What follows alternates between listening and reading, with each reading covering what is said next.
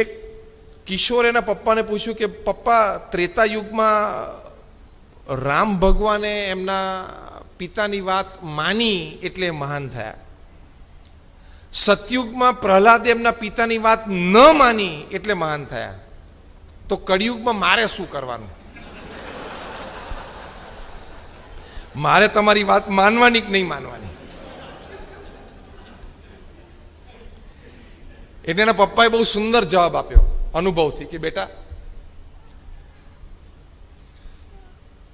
કળિયુગમાં મારે કે તારે મહાન થવું હશે ને તો આપણે બંને તારી મમ્મીની વાત માનવી પડશે.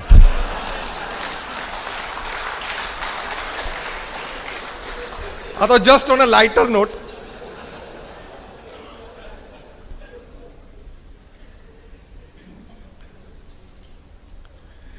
કારણ કે એક પતિ પત્નીને 50 વર્ષ લગ્ન જીવનના પૂરા થયા ને એટલે સારું ફંક્શન ઓર્ગેનાઇઝ કર્યું, ફ્રેન્ડ્સ અને રિલેટિવ્સ બધા કે 50th marriage anniversary, it's a big event.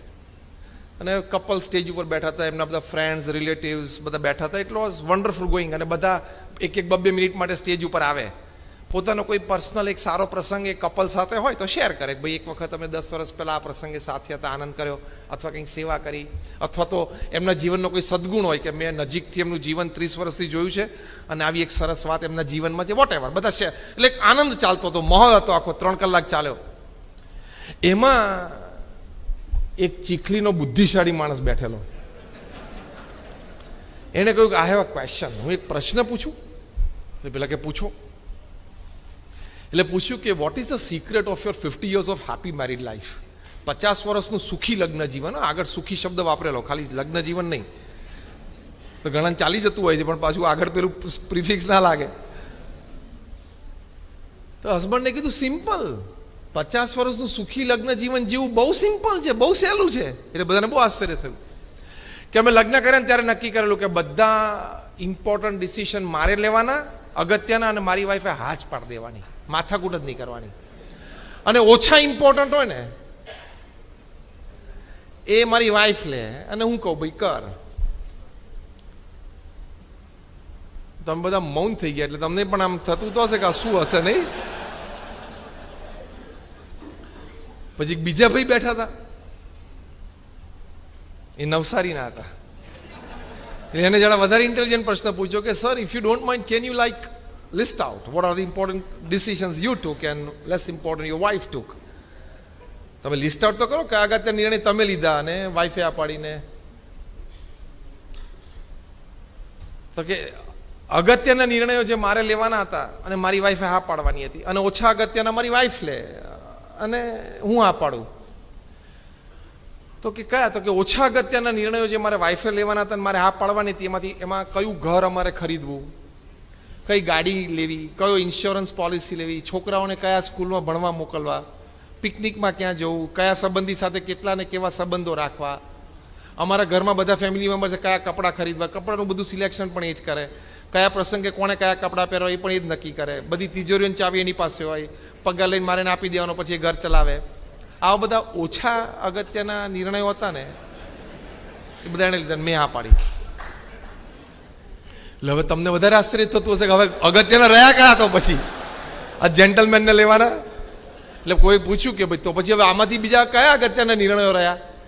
એટલે કે અગત્યના નિર્ણયો કે અમેરિકાએ ઈરાક સાથે યુદ્ધ કરવું જોઈએ કે નહીં.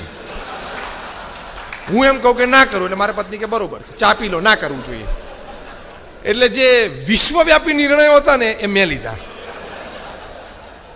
અને એમાં મારી પત્નીએ હા પાડી. અને જે અમારી 4 દિવાલીઓ વચ્ચેના જે નિર્ણયો હતા ને ઓછા અગત્યના એણે લીધા, એટલે મેં હા પાડી દીધી. તમે બધા હશે એટલે થોડુંક થોડુંક તો આવું ચાલતું હશે, પણ ચલાવજો. It's a credit. જ્યાં પ્રેમ છે, સંબંધ છે અને લાઈફ ટાઈમ સાથે રહેવાનું છે, પતિ પત્ની, મા બાપ, દીકરા દીકરી બધા, ત્યાં થોડુંક ઝૂકી જેવું, નમતું કરવું. પ્રમુખ સાંઈ મારા 4 શબ્દ વાપરતા હતા: ખમવું, ઘસાવવું, અનુકૂળ થવું અને મનગમતું મૂકવું. એમાં નાનપ નથી, પણ તમે તમારા અહમ કરતા સંબંધને વધારે અગત્યતા આપો છો એની સાબિતી છે. અહમ કરતા તમે સંબંધને વધારે માન્યતા આપી, પ્રાધાન્ય આપ્યું, મહત્વ આપ્યું, તો જ તમે ખમી શકો, અનુકૂળ થઈ શકો, મનગમતું મૂકી શકો. એ ક્રેડિટ છે. અને છેલ્લી વાત કરવાની જે પ્રમુખ સ્વામી મહારાજે કરી કે ભગવાન પ્રત્યેની શ્રદ્ધા અને ભક્તિ દ્રઢ કરવા, એનાથી પોતાનું આત્માનું કલ્યાણ થાય, તો એ પણ મનુષ્ય જીવનનું ફળ છે. જે આપણે અત્યારે આ સેવા કરીએ છીએ, સમાજ સેવા એ ઉત્તમ સેવા છે, જન સેવા એ પ્રભુ સેવા છે. સ્વામી વિવેકાનંદજી આપણને આ શીખવાડ્યું છે. પણ પ્રભુ સેવા ખાલી જન સેવા સુધી અટકતી નથી. આ પહેલું અને મોટું અગત્યનું પગથિયું છે. આનાથી આગળ શ્રીમદ ભાગવતમાં જે નવધા ભક્તિની વાત લખી છે, ભગવાન પ્રત્યેની શ્રદ્ધા ભક્તિ, ત્યાં સુધી પણ પહોંચવાનું છે. જેમ હું તમને એક વાત તર્કથી સમજાવું. તમે એમ કહો કે મને આ ભાષા આવડે છે, તમે એમ કહો કે મને અંગ્રેજી ભાષા આવડે છે, તો અમને ABCD આલ્ફાબેટ 26 બોલતા આવડી ગયા, એટલે ભાષા આવડી કહેવાય કે ના આવડી કહેવાય? મને કહો. જો હા પાડશો તો હું આર્ગ્યુમેન્ટ કરીશ, ના પાડશો તોય કરીશ. તમે એમ કહો કે મને ઇંગ્લિશ આવડે છે, તમને ABCD આવડતી હોય ને તો પણ ઇંગ્લિશ આવડ્યું કહેવાય. પણ છતાં એ ભાષા આવડી ના પણ કહેવાય ને, કારણ કે તમને હજી શબ્દ પ્રયોગ નથી આવડતા, સ્પેલિંગ નથી આવડતા, શબ્દોને ગોઠવીને એક વાક્ય બનાવતા નથી આવડતું. એ બધું શીખવાનું ને. એટલે પહેલા ABCD શીખાય, પછી શબ્દો શીખાય, પછી એ શબ્દોની ગોઠવણી આવે, પછી વાક્યની રચના થાય, ગ્રામર શીખવું પડે, વ્યાકરણ, પછી તમે ભાષા લખી શકો, બોલી શકો અને સાંભળીને સમજી શકો. એ ત્રણેય વાત આવે ત્યારે તમે ભાષા શીખ્યા કહેવાય. એમ ભગવાન પ્રત્યેની શ્રદ્ધા ભક્તિનું પ્રથમ મોટું પગથિયું એ જન સેવા છે. પછી આગળ આગળ ભગવાન પ્રત્યેની શ્રદ્ધા, ભક્તિ, નિષ્ઠા, એ પણ એને આ પાછળના પગથિયા છે. તો આપણે ત્યાં સુધી પણ પહોંચવું છે. એટલે જન સેવા એ જ પ્રભુ સેવા નહીં, જન સેવા અને પ્રભુ સેવા. પ્રમુખ સ્વામી મહારાજે BAPSમાં 162 પ્રકારની સામાજિક, શૈક્ષણિક, સાંસ્કૃતિક, તબીબી, પર્યાવરણલક્ષી પ્રવૃત્તિઓ ચલાવી. અમને 1100 સંતોને એની સેવામાં રાખ્યા. અમે પણ 8-10 કલાક આ નાની મોટી સંસ્થાઓ ચલાવીએ છીએ. જેમ કોરોનાની વાત કરી નરેશભાઈએ, એમ અમે ત્યાં અટલાદરામાં, બરોડામાં પીક ઉપર હતું જ્યારે આ એપ્રિલ મેમાં સેકન્ડ વેવ. એપ્રિલની 12મી તારીખે સવારે નિર્ણય થયો કે આપણે ફિલ્ડ હોસ્પિટલ ઊભી કરવી. એપ્રિલની 15મી તારીખે, એટલે 96 કલાકમાં અમે 500 ઓક્સિજન બેડની હોસ્પિટલ ઊભી કરી દીધી મંદિરના કેમ્પસમાં. 500 ઓક્સિજન બેડ, આખું ફાઉન્ડેશન કરી, એની ઉપર 13,000 લીટરની લિક્વિડ ઓક્સિજનની ટેન્ક અને એક બેડ સુધી કોપર ટ્યુબિંગ. એમાં અમે સંતો અને કાર્યકર્તાઓ બધા રાત દિવસ સેવા કરી. 2200 પેશન્ટે ટ્રીટમેન્ટ લીધી. અમે ભગવાનને પ્રાર્થના કરેલી કે મંદિરના કેમ્પસમાં ફિલ્ડ હોસ્પિટલ ઊભી થઈ છે, તો અહીંયા કોઈ પોતાની જાન ગુમાવવો જોઈએ નહીં. અહીંયા જે પણ પેશન્ટ આવે એ સાજા થઈને જાય અને એમના પરિવાર સાથે પાછા પહોંચી જાય. ભગવાને કૃપા કરી અને અમારી ફિલ્ડ હોસ્પિટલમાં 2200 પેશન્ટમાંથી એક પણ વ્યક્તિએ દમ છોડ્યો નથી. બાજુમાં અમારી નિરામય હોસ્પિટલ છે જે BAPS સંસ્થાની છે, ત્યાં 30 બેડ છે. 30 બેડ તો અમે 1.5 વર્ષ સુધી કોરોનામાં ચલાવ્યા. 1.5 વર્ષ સુધી ત્યાં આપી ટ્રીટમેન્ટ. આ બધા પેશન્ટ, એના સગાવાલા, ડોક્ટર્સ, પેરામેડિકલ સ્ટાફને 3 ટાઈમનું જમવાનું મંદિર તરફથી અમે આપતા. સવારે 11 વાગે કંઈ ફ્રૂટ, સાંજે 4 વાગે ટી, કોફી, કુકીઝ, બિસ્કિટ્સ આપતા હતા. બધી જ વ્યવસ્થાઓ કરી. પણ સાથે સાથે એ હોસ્પિટલમાં સવાર સાંજ ઓડિયો સ્પીકર સિસ્ટમ ઉપર ભગવાનના નામ સ્મરણની ધૂન પણ વાગે. આરતીના સમયે આરતી પણ થાય. આ સાયન્ટિફિકલી પ્રૂવ છે. જેટલા ડોક્ટર્સ બેઠા હશે ને ખબર પડશે કે spirituality has power to heal. અધ્યાત્મમાં તમારા રોગને નાબૂદ કરવાની શક્તિ છે. મ્યુઝિકમાં પણ છે, મેડિટેશનમાં છે, તો અધ્યાત્મમાં તો હોય જ ને. એટલે આપણે બંનેનું કોમ્બિનેશન જોઈએ છે. વિજ્ઞાન આપણને સ્વસ્થ મનુષ્ય આપે છે, અધ્યાત્મ આપણને સ્વસ્થ માનવતા આપે છે. આપણે બેય જોઈએ છે. સ્વસ્થ માનવ અને સ્વસ્થ માનવતા બેય જોઈએ છે. એટલે વિજ્ઞાન અને અધ્યાત્મ બંનેની જરૂર છે. તો પહેલી વાત કરી હતી પોતાની સાંસારિક જવાબદારીઓ બરોબર નિભાવવી. હવે તમે એમ કહેશો કે અમે નિભાવીએ છીએ, પણ તમારા પરિવારને તમારે સમય આપવો, પરિવારને સંસ્કાર આપવા અને પરિવારજનોને શ્રદ્ધા કેવડાવી, આ 3 વાત તમે કરી શકો એટલે એ પૂર્ણ રીતે સંભાળ કરી કહેવાય. તમે આર્થિક રીતે તો કરો જ છો, સંતાનોને સારો અભ્યાસ પણ કરાવો છો, એ બધું જ સારું છે, પણ તમારે એને સમય આપવાનો, ક્વોલિટી એન્ડ ક્વોન્ટિટી ટાઈમ. તમારે એને સંસ્કાર આપવાના. તમારામાંથી કેટલા બેઠા છે જેણે પોતાના સંતાનો નાના હતા ત્યારે એને પ્રહલાદ કે નચિકેતા કે ધ્રુવ કે આવા સારા બાળ ચરિત્રો એમને કીધા છે કે રામાયણ મહાભારતની સારી વાતો કરી છે, આંગળી ઊંચી કરો તો ફેથફુલી, ફેથફુલ. જો 10-15 જણા છે તો તમારે કાયમ એને વિરાટ કોહલી, રોહિત શર્મા, રોનાલ્ડો, ક્રિસ્ટિયાનો એની જ વાતો કરવાની છે? એ તો આમે જનરલ નોલેજમાં ટીવી પરથી ક્યાંકથી શીખી લેશે. તમારે એને આ વાતો કરવાની છે. એને શ્રવણનું કેરેક્ટર નાનપણથી એના હૃદયમાં ઉતર્યું હશે ને તો એને ખબર પડશે કે મા બાપની સેવા કરવી જોઈએ. નહીં તો ઘરડા ઘરમાં મૂકી આવશે તો ખબર એ નહીં પડે. એને શ્રવણનું કેરેક્ટર અંદર ઉતર્યું હશે નાનપણથી, કારણ કે નાનપણમાં આ વાતો એટલે કરવાની, નાનપણમાં બધી જીબી ફ્રી હોય, એની જીબી બધી ફ્રી હોય, એટલે જે અંદર ડેટા નાખો ને બધો એબ્ઝોર્બ થઈ જાય. તો તમે વૃદ્ધ હશો, એ યુવાન થશે ત્યારે તો કંઈક તમારા શરીર કોઈક દાડો તાવ આવ્યો હશે ને દુખતું હશે, પગ દબાવશે, બાકી ગળું છે જ, દાબી દેશે, ખબર એ નહીં પડે. કેટલા સારા પરિવારોમાં, મુંબઈનું એક બહુ ધનાઢ્ય પરિવાર, 20,000 કરોડનું ટર્નઓવર, તમે વિડીયો જોયો હશે થોડા વર્ષો પહેલા. દીકરાને વહીવટ સોંપ્યો, ધ કમ્પ્લીટ જેન્ટલમેન તો એની ટેગલાઈન હતી, પણ દીકરો કમ્પ્લીટ જેન્ટલમેન ના બન્યો. બાપને ઘરેથી કાઢીને નેપેન્સી રોડ ઉપર એક 2 BHK ના ભાડે ફ્લેટમાં મૂકી દીધા. રોતા એમને વિડીયો જાહેર કરેલી. તમારા પરિવારને તમે સંસ્કાર નહીં આપો, પ્રમુખ સ્વામી મહારાજ ઘણી વખત કહેતા કે તમે તમારા પરિવારજનોને સંસ્કાર નહીં આપો તો એક દિવસ સંપત્તિ અને સંતતિ બેય ખોવાનો વારો આવશે. સંસ્કાર આપવા પડશે, વ્યસન મુક્તિથી માંડીને ભગવાનમાં શ્રદ્ધા સુધીના. એક સરસ પ્રસંગ તમારી સાથે શેર કરું. ભારતને 2 સચિન તેંડુલકર મળવાના હતા, એના બદલે એક જ મળ્યા. એનું કારણ વ્યસન, એનું કારણ પરિવારમાં સંસ્કાર નહીં. જે 2 વાત પ્રમુખ સ્વામી મહારાજ મુખ્ય કરતા. હું તમને એની સ્ટોરી કહું. સચિન તેંડુલકર જ્યારે એઝ અ ટીનેજર ત્યાં મુંબઈ જીમખાનામાં રમતા ત્યારે એમની સાથે એક એમનો મિત્ર હતા, એનું નામ અનિલ ગુરવ. બંનેના કોચ રમાકાંત અચરેકર. રમાકાંત અચરેકર સચિન તેંડુલકરને એમ કહેતા કે તારે સારી બેટિંગ શીખવી હોય ને તો અનિલ ગુરવ રમે છે ને, તું ઓબ્ઝર્વ કરવા માટે બેસ. અનિલ ગુરવની ઉંમર 14 વર્ષની હતી ત્યારે એમને બિરુદ મળેલું કે he is the Vivian Richards of Mumbai. મુંબઈના વિવ રિચર્ડ્સ છે, જે વેસ્ટ ઇન્ડિઝના મહાન બેટ્સમેન થઈ ગયા.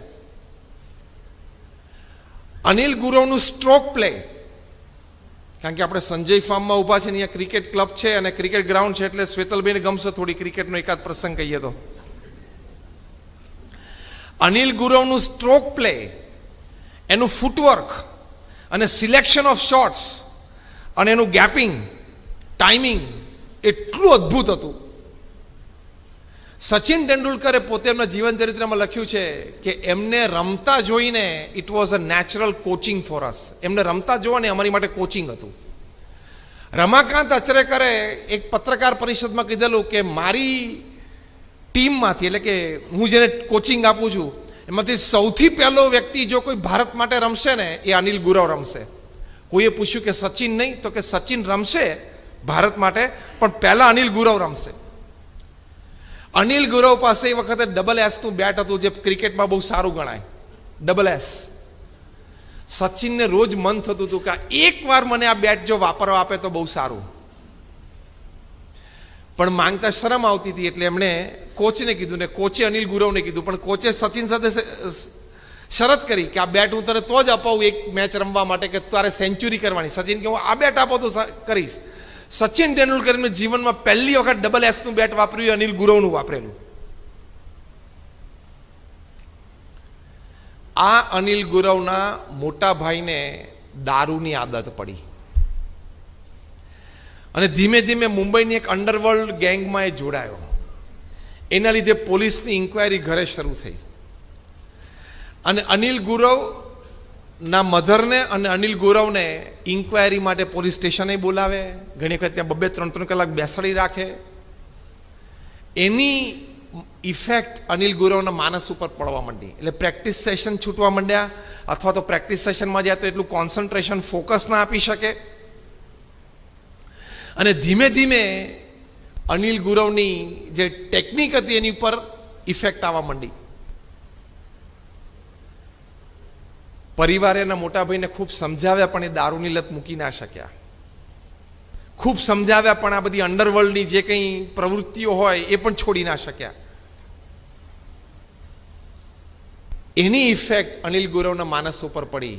વારે વારે પોલીસ સ્ટેશને જવાનું, વારે વારે ઇન્ક્વાયરી આવે, વારે વારે જામીન તરીકે જવાનું, અને પ્રેક્ટિસ સેશન ચૂકતા ગયા. એમ કરતાં કરતાં ક્રિકેટથી દૂર થતા ગયા.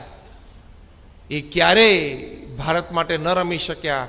આજે જ્યારે હું આજના દિવસે તમને આ પ્રસંગ કહું છું ત્યારે આ અનિલ ગુરવ મુંબઈમાં નાલા સોપારામાં એક નાની 150 સ્ક્વેર ફીટની રૂમમાં રહે છે. આજે પણ એ આટલું મોટું કરિયર ચૂકી ગયા એટલે એ પણ એ સ્ટ્રેસમાંથી બહાર નથી આવી શક્યા. એ પણ દારૂના અઠંગી વ્યસની થઈ ગયા અને આખી પોતાનું કરિયર અને જીવન એ બરબાદ થઈ ગયું. એટલે તમારું વ્યસન તમારા પરિવારને બરબાદ કરી શકે છે. તમારું વ્યસન તમારા કોઈ પરિવારજન, તમારા સંતાનોના ભવિષ્યને બગાડી શકે છે. એટલે તમારે તમારા સંતાનોને સંસ્કાર આપવાના. તમે એકવાર તમારા સંતાનોને રોજ કેવું કે બેટા સિગરેટ ના પીવાય, તમાકુ ના ખવાય, એવું બોલો તો ખરા. પણ જો કે તમે પાછું ખાતા હોય કેવી રીતે, હિંમત કેવી રીતે આવે? તમે પોતે જ વ્યસન કરતા. એટલે આ સંસ્કાર એને આપવાના અને આવા મહાન પાત્રોની એને વાતો કરવાની. શ્રવણ, પ્રહલાદ, નચિકેતા, ધ્રુવ, ઇટ હેઝ પાવર. 1991માં જ્યારે અમે બ્યુટીફુલ બોર્ડરલેસ વર્લ્ડ એક્ઝિબિશન કર્યું ત્યાં એક શ્રવણનું ડાયરોમાં હતું. શ્રવણ એના માતા પિતાને કાવડો બેસાડીને ખભા ઉપર લઈને જાત્રાએ નીકળ્યા. તો ત્યાં બધા 5, 10, 15 જણાનું ગ્રુપ ભેગું થાય એટલે અમારા સ્પોર્ટ ગાઈડ છે એને આખી સ્ટોરી કે સમજાવે. તો એમાં એક મિડલસેક્સ કાઉન્ટી કોલેજના ગ્રાઉન્ડમાં એક્ઝિબિશન હતું. એના સેક્રેટરી હતા મિસ સિલ્વિયા. એ ગ્રુપમાં ઊભા હતા. એમણે આ શ્રવણની વાત સાંભળી એટલે એકદમ ઇમોશનલ થઈ ગયા અને રડવા માંડ્યા. એટલે અમારા સ્પોર્ટ ગાર્ડે કીધું કે ma'am can I help you? તો કે નો નો નો પ્લીઝ લીવ મી અલોન. એમ કરીને દોડીને પાર્કિંગમાં ગયા અને ત્યાંથી એમની ગાડી લઈ અને સીધા ઘરડા ઘરમાં ગયા. અને ઘરડા ઘરમાં જઈને એના મા બાપને કીધું કે તમે ગાડીમાં બેસી જાઓ, તમારા કપડાં અને મેડિસિન હું લઈ લઉં છું. એના મા બાપને આશ્ચર્ય થયું કે આવું બને નહીં કોઈ દિવસ. તો કે આજથી તમે જીવો ત્યાં સુધી હું તમારી સેવા કરીશ. આઈ વિલ બી યોર શ્રવણ. એક અમેરિકન લેડી, એના શ્રવણનું પાત્ર જોઈને આટલી બધી પ્રેરણા મળી. તો આપણા તો બ્લડમાં ને જીન્સમાં ને ડીએનએમાં આપણી પરંપરામાં આ બધી વાતો છે, પણ તમારે એને જાગૃત કરવી પડે. અને એ એમના પેરેન્ટ્સને લઈને સીધા આપણા એક્ઝિબિશન સ્થળે આવ્યા. તે એક્ઝિબિશન સ્થળ ઉપર એમને બતાવ્યું કે આ પ્રસંગથી મને આ પ્રેરણા મળી છે. અને પછી તો 15, 17, 20 વર્ષ સુધી એમના મા બાપ જીવ્યા ત્યાં સુધી ઘરે રાખીને એમણે સેવા કરી.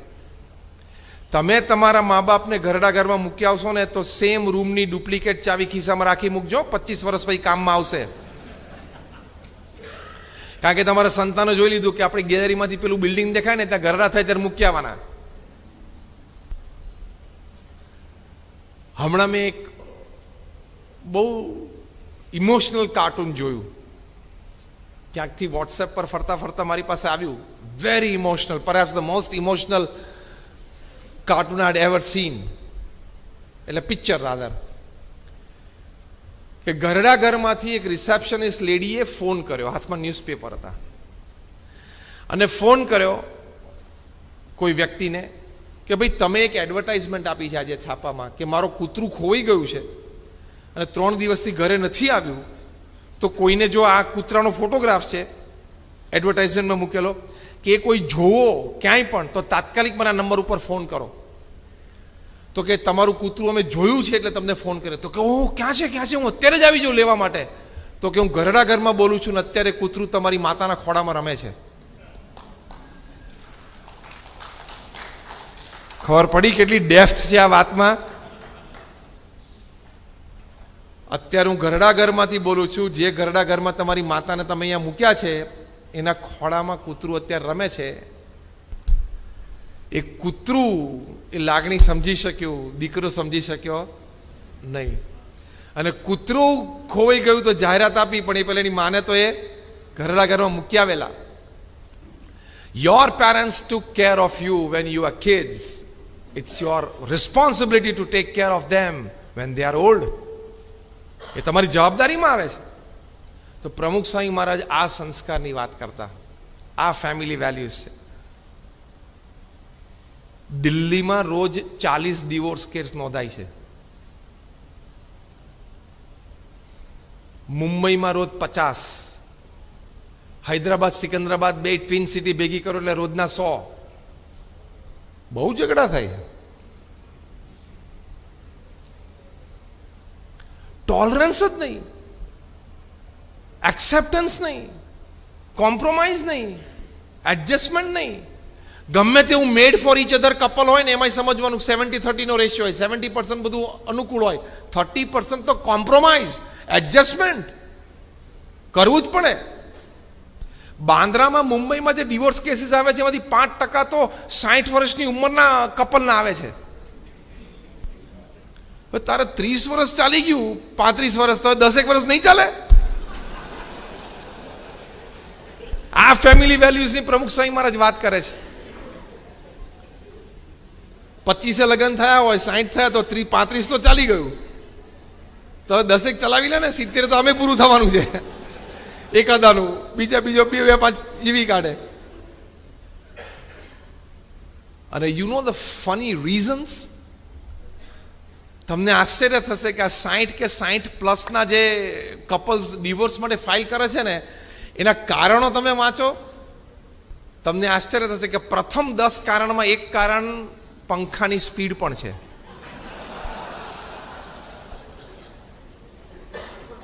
બીજું એક કારણ છે કે my husband doesn't have a good sense of dressing. એટલે 35 વર્ષ આવી ખબર પડી તારે કે મારા હસબન્ડને ડ્રેસિંગ સેન્સ બરોબર નથી. હવે 60 વર્ષે પછી શું ડ્રેસિંગ હોય? જબ્બો લેંગો પર એટલે બહુ થઈ ગયું.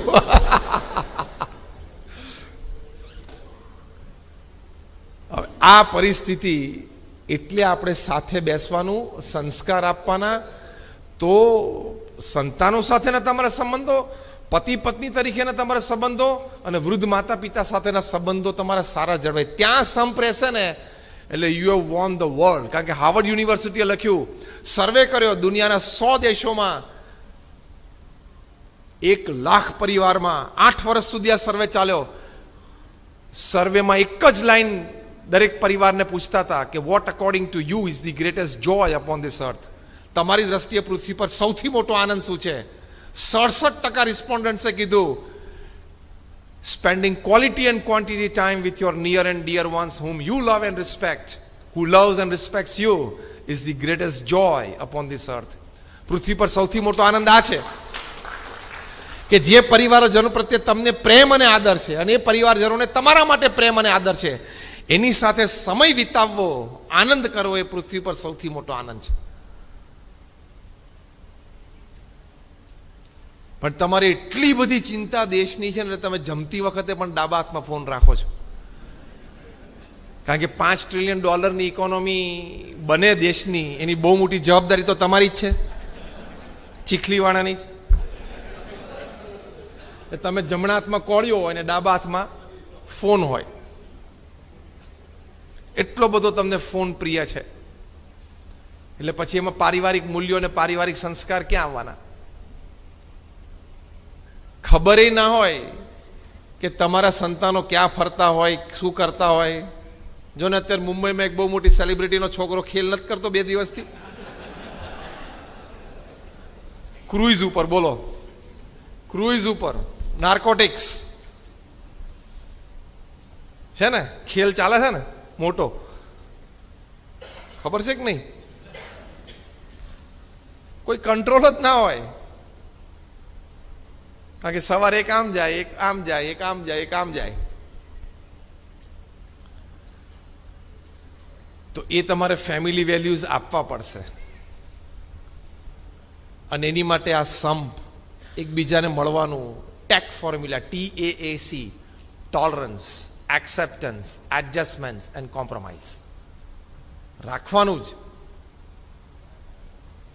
તો જ પરિવાર સાથે રહી શકશો, નહીં તો આવા પ્રશ્નો ઊભા થશે. આ તો હસતા હસતા એક વચ્ચે વાત આવી